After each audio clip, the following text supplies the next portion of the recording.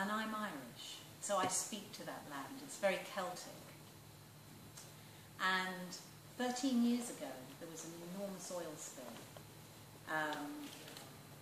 A boat called the Prestige disgorged 77,000 tonnes of crude oil along the Galician coast, this World Heritage coast.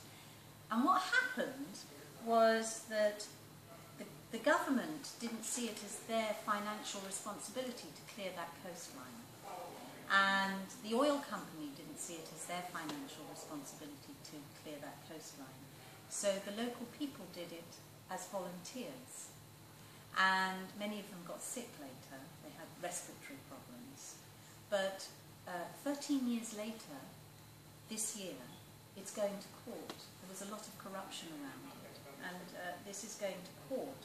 And the only people being held accountable for what happened in Galicia are the captain and the crew. So these poor guys who hit a storm are the people being taken to court, whether they are accountable or not. The reason I share that story with you is everywhere I walk I hear a story like this. And that story particularly sort of illustrates how if there had been a law to end ecocide, it would have protected the people. And it's about holding companies accountable. Are they using an old ship? Is that ship seaworthy? Have they paid attention? You know, and this isn't about challenging people about whether they should be left thinking, right thinking, whether business is good or business is bad. It's about right action.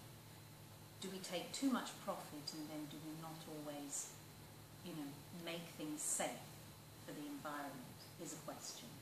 So things like the law to end ecocide actually start to protect individuals, people, places in a way that we've not had that protection before, and it's more of a 21st century solution.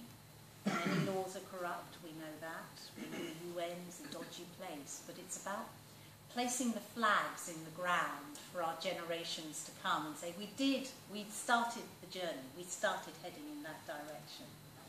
So, what I'd like to share with you is some of the directions I headed in